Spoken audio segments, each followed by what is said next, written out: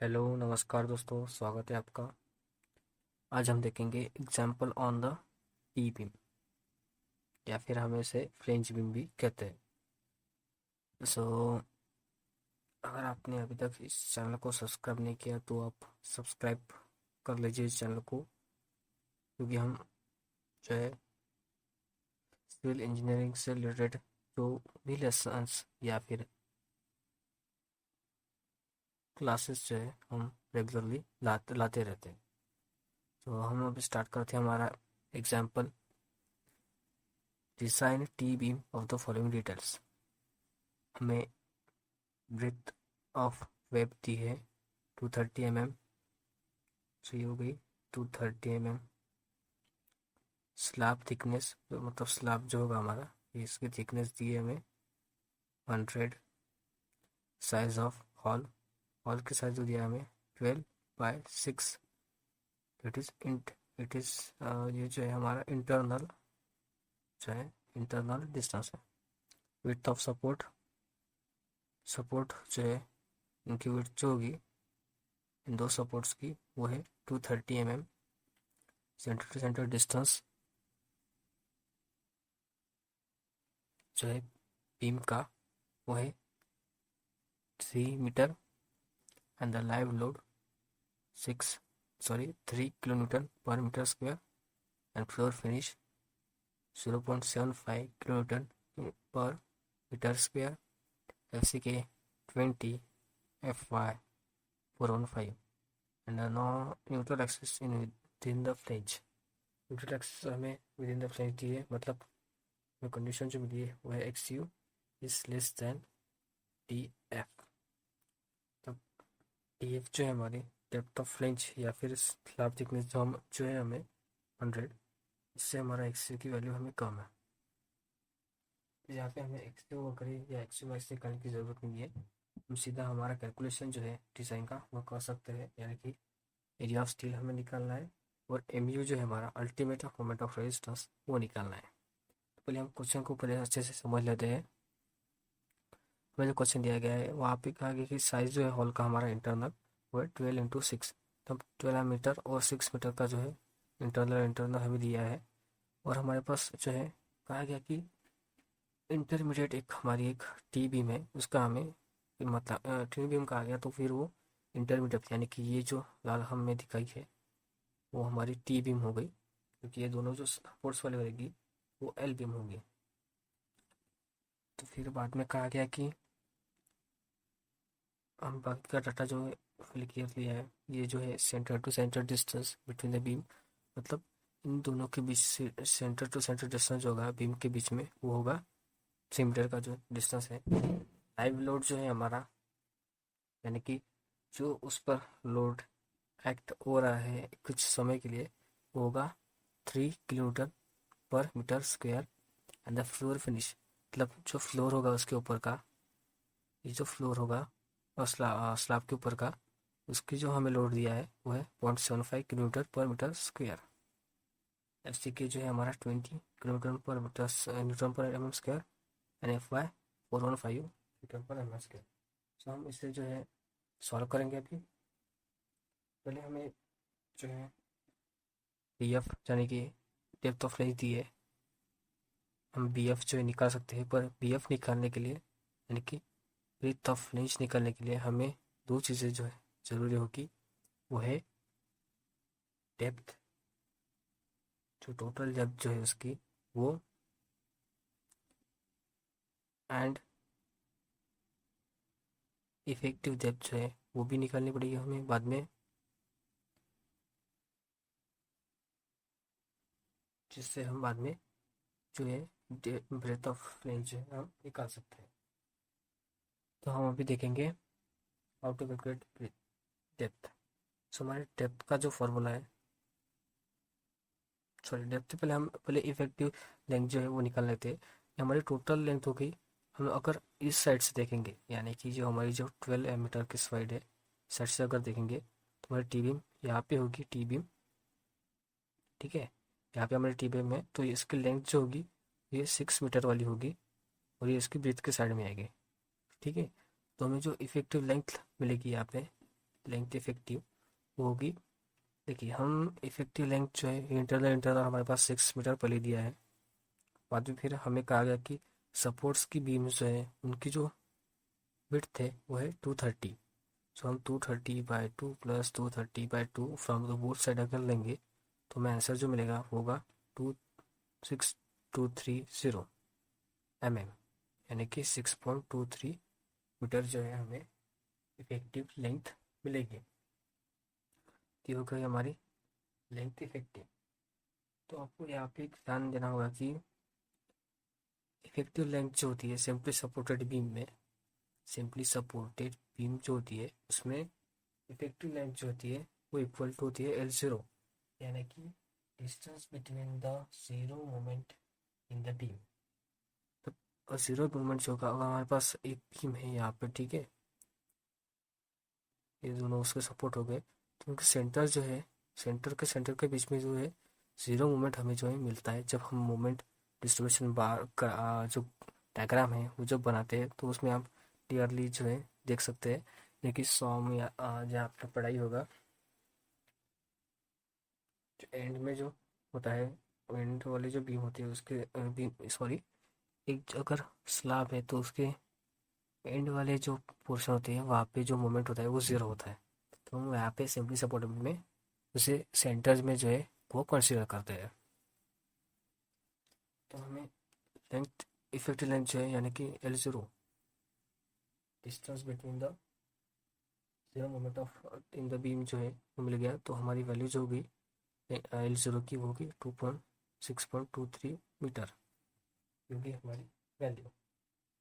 तो हमें अभी डेप्थ निकालनी है। तो डेप्थ का फॉर्मूला जो होता है वो होता है 1/12 to 4.15 of LE, that is effective length. तो हमें यहाँ से मिलेगा कि 1/12 इंटू 6.23 टू 1/15 इंटू 6.23। तो अभी हमें जो वैल्यू मिलेगी वो होगी, जो हमें वैल्यू जो मिलेगी वो होगी 0.519 टू 0.415 मीटर होगी। ठीक है, मीटर मतलब हम अगर mm में कन्वर्ट करें तो हमें मिलेगी 519 टू 415 mm। तो हम इन दोनों के बीच में हमारी जो टोटल डेप्थ है वो ले सकते हैं। तो हम टोटल डेप्थ कंसिडर करते हैं हमारी कन्वेंट के लिए 500 mm।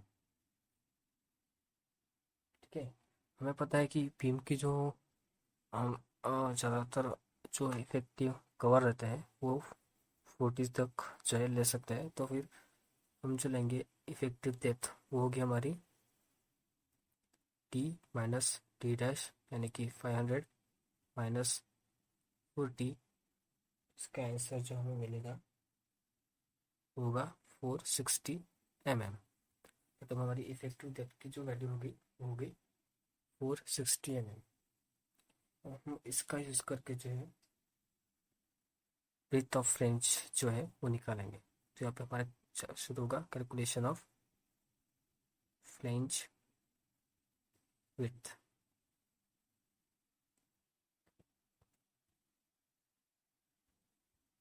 तो यहाँ पे हमें ब्रेथ ऑफ फ्लेंज निकालनी है। तो फिर हमें जो फॉर्मूला पता है, जो हमें इंट्रोडक्शन की वीडियो में देखा था फॉर द कंटिन्यूअस बीम, वो था L0/6 plus PW plus 6TF। तुम्हारे पास अभी ये सारी वैल्यू आ गई है तो हम सीधा सीधा वैल्यू डालेंगे। L0 की वैल्यू है 6230/6 प्लस ब्रेथ ऑफ वेब जो है वो है 230 प्लस 6 इंटू TF जो है हमारे पास, that is depth of flange, वो है 100। तो हमें जो आंसर मिल गया, वो आंसर हमारा जो होगा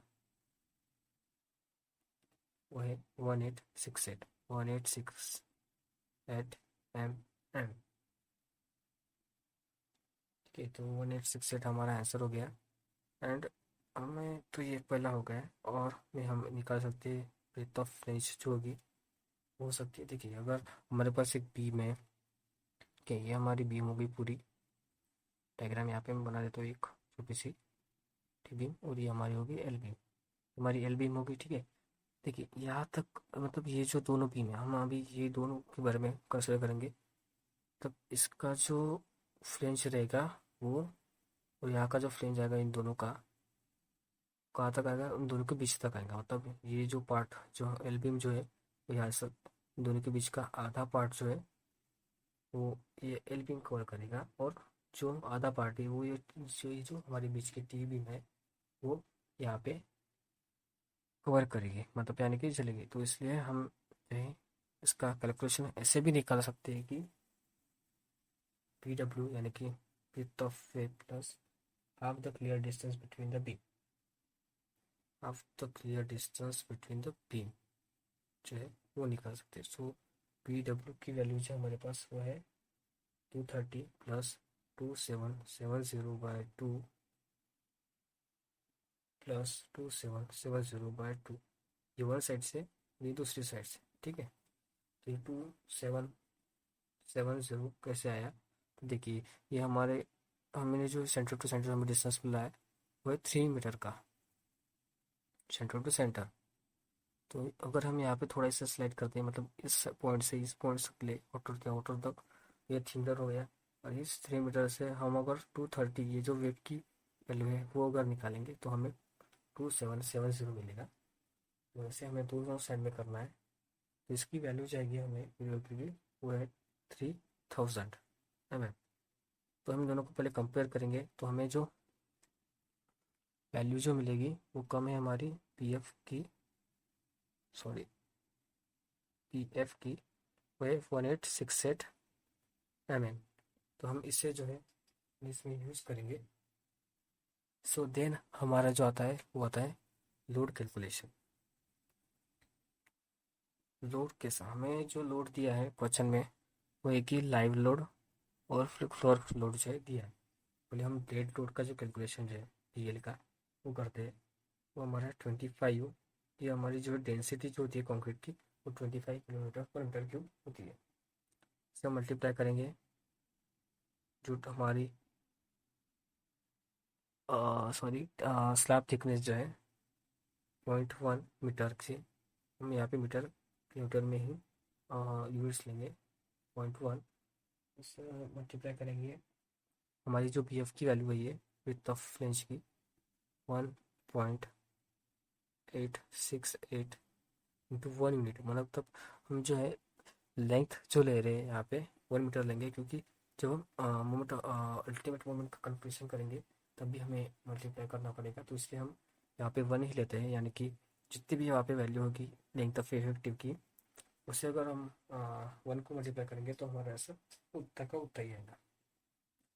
तो हमें यहाँ पे जो आंसर मिलता है वो होता है 4.67 kN/मीटर। ये हो गया हमारा डेड लोड। बाद में आता है लाइव लोड। लाइव लोड में हमें जो दिया था वो था 3 kN/मीटर² का लाइव लोड एक्ट हो रहा है। तो हमें यहाँ पे विड्थ ऑफ रेंज जो है 1.868 से मल्टीप्लाई करेंगे, और एक 1 यूनिट जो है और द लेंथ हम उसे भी लेंगे। तो हमारा जो आंसर होगा 5.60 kN/मीटर। ठीक है, ये हमारा हो गया लाइव लोड। हम बाद में निकालेंगे वेट ऑफ वेब। देखिए हमने स्लैब का निकाल लिया, पर हमें वेब जो है हमारी वेब उसका भी कुछ लोड होगा, तो फिर उसका भी वेट जो हमें वेब का निकालना पड़ेगा, तो वो होगा 25, यानी कि डेंसिटी। बाद में एक ये बात आप समझ लें कि 0.45 सॉरी 0.500 जो है उसमें से माइनस 0.1 इंटू 0.23 इंटू 1। देखिए यहाँ पे समझने की बात है कि 25 हमारी डेंसिटी है, ये जो है हमारी डेप्थ है। हमारी टोटल डेप्थ जो है 500 है, उसमें से हम स्लैब की जो है डेप्थ वो माइनस करेंगे तो हमें वेब की सिर्फ वेब की डेप्थ मिलेगी। बाद में फिर वेब की जो विड्थ है वो है हमारी 230 mm, और 1 यूनिट जो है हम लेंथ के लिए दे रहे हैं। तो फिर हमारा आंसर जो यहाँ पे बनेगा वो होगा 2.3 किलो न्यूटन पर मीटर। हमारा हो गया रेट ऑफ वे। बाद में आता है फ्लोर फिनिश। फ्लोर फिनिश का जो हमें कैलकुलेशन दिया था, मतलब वैल्यू दी थी क्वेश्चन में, वो थी 0.75 किलो न्यूटन पर मीटर स्क्वायर से मल्टीप्लाई करेंगे बी एफ यानी 1.868 इंटू लेंथ जो हमारी यूनिट लेंथ 1 से, फिर हमें वैल्यू जो मिलेगी होगी 1.40 किलो न्यूटन पर मीटर।